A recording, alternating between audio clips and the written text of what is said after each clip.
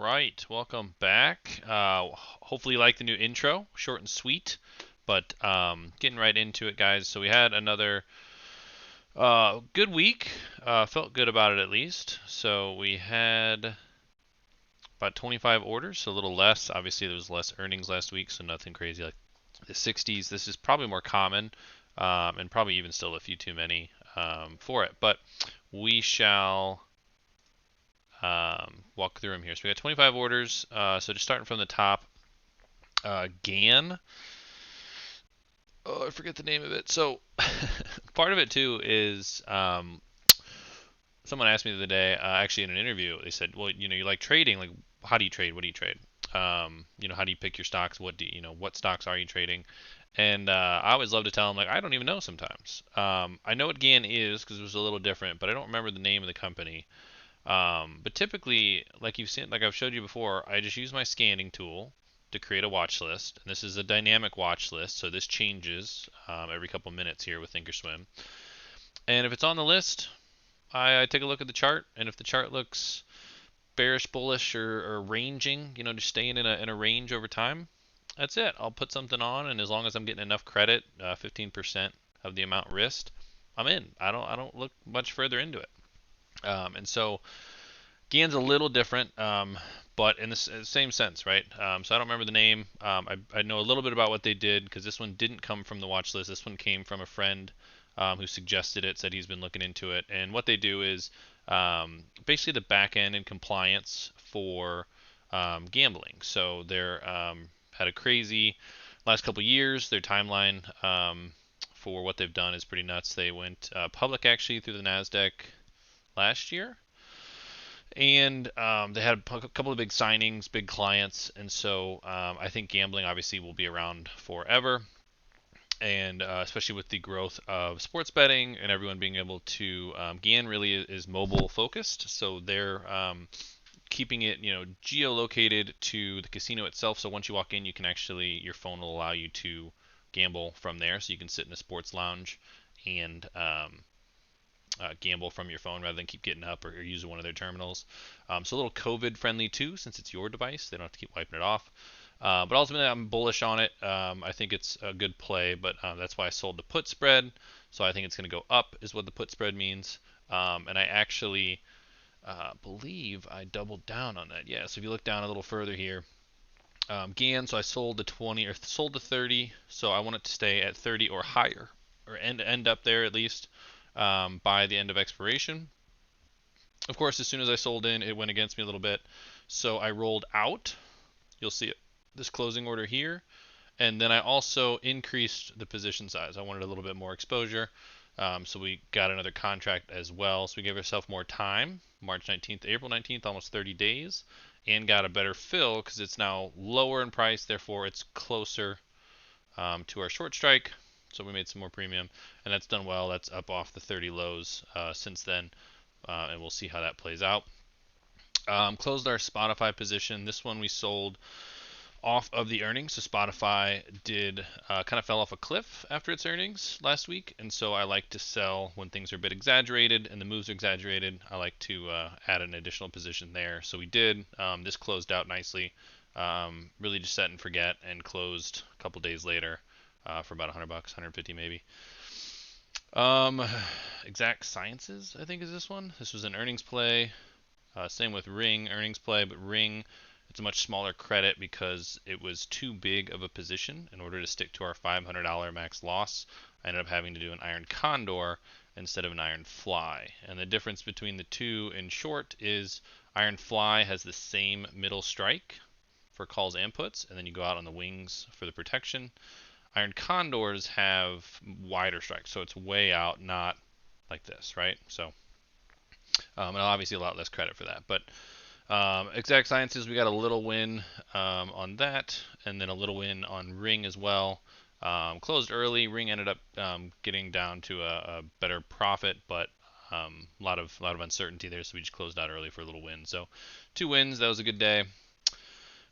Did some vertical rolling on Disruptive Therapeutics because that has fell off due to an announcement that their studies weren't going well, and So it seemed a bit exaggerated because it fell over 50%. So we sold some puts. It's not going well. It's about 82 right now, but earnings is coming up, so hopefully it's good earnings here on the first, and we'll see what happens. See if we can turn that around. But that one's not fun.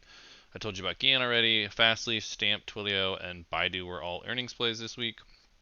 A bit of a mix, as you can see. Fastly, we were able to get the Iron Fly for a bigger credit and stay within our risk, but the other three we did not.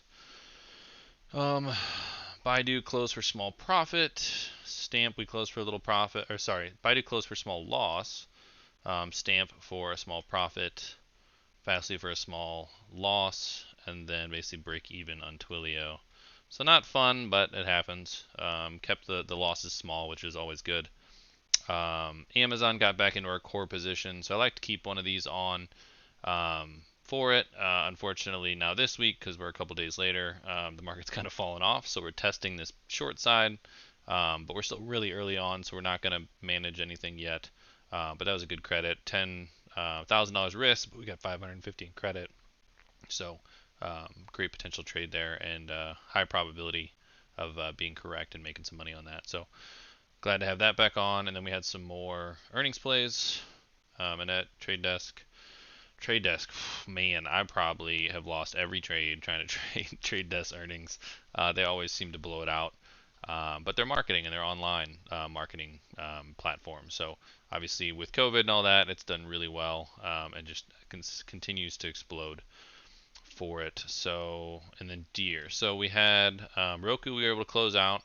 Small profit. Same with Trade Desk. Got lucky there because Trade Desk actually opened flat before it took off. So pre-market, post-market was pretty even. Opened up flat, got out quickly, and then it took off like a rocket ship, which would have been a max loss. So always happy to see those. ANET for a small profit. And then John Deere, we weren't able to close out. It took off like a rocket. And so I just let it expire and let the two options exercise and assign themselves out to net zero. So because I couldn't get out for the max loss, which was 1250, it wanted more than that to close because of the volatility. So I just said, nope, no thanks. I'll let it do its own magic and get me my 1250 that I deserve. And so max loss there of about 480 bucks. So not fun, but it does happen. And then AMAT is a great example that we'll talk about a little bit later because we had some pin risk happen. So not ideal and definitely a happy accident for it, but could have been much worse. So we'll talk about that in a minute. But those are all the trades for the week. We'll flip over here to the old Wingman just to show you. We had a small win overall for the week. Yeah, so 66 bucks, so not the end of the world, but that includes the $100 or $200 that we took out for our weekly paycheck. So not bad. We're up to 72% for the week. That's good. And then earnings, slightly different there. Still, I like the 70%. We're only lost $90. I think is great because it could have been obviously quite a bit better. Could have been a whole lot worse. But ultimately, I felt good about it last week. So I like the position sizing we're on. I like that the confidence is coming back. And yeah, and so we'll flip back to Thinkorswim for a moment. So if you'll notice, so AMAT, I sold the 114. Sold the 114 Iron Fly. So, and then I had 6 points either way. So it opened up at 120. Not ideal. It's basically max loss for me. I tried to get out, but wasn't able to for anything less than the credit. So we just held on because this was Thursday, I believe. Yeah. So we had Friday, and as you can see on Friday, we fell down a little bit here and pretty much held right at 120. But because it was still kind of spiking, I wasn't able to get out for $6 or less, which is my max profit or max loss, excuse me. So because of that, I'm not going to get out. I'm not going to pay 605 to get out. That's silly because if I just let it go, then it will exercise and assign and get me $6. However, because it closed just below 120. The person who, or since I bought the 120s for protection, the platform on its own isn't going to exercise me because, like, well, why would you do that at 120 when you can get 119.47, right? Or roughly, you see that over on the right, 119.53. And so it didn't protect me, which is called, it's known as a phenomenon known as pin risk, because we're right at the price, the strike price of the option. And so this can be very bad. And so what happens is you end up getting assigned shares, because I got assigned the 114s because they're highly in the money, right? I sold the 114 calls, which means I ideally want the stock to go down, but it was way up here. So that's not good. But I had my protection, the 120s. However, again, they weren't exercised to protect me because it was less than 120. Now, if this is 125, no problem. I come in Monday, I've got 0 shares of applied materials, and I'm down 600 bucks. That's part of the game. Because it's at 120, I ended up getting assigned short 200 shares from the 114 call that I sold, right? So I'm short, and I didn't realize this until, because usually for assignments and that, it doesn't happen until the next day. So I didn't realize this until Monday when I had an alert on my account that I was in a margin call because it took $23,000 to be short 200 shares of applied materials.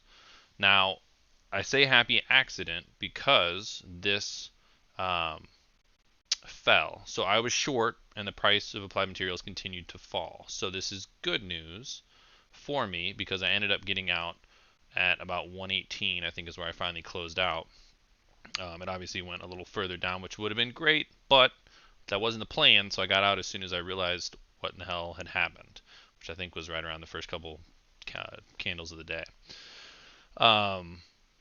Not bad considering I should have had a max loss of about $450 on applied materials, but because I got assigned short and my long didn't assign and I got out at 118, it actually ended up only being about a $90 loss. So again, happy accident, but terribly not what the plan was, right? Terrible potential, because had it gone up in price, I could have lost even more than my max loss potential, right? So when I set the trade up immediately, that's why I buy the wings, right? I sell the 114s, I buy the 120 to protect myself, so that ideally I can't lose any more than $600. The spread between 114 and 120.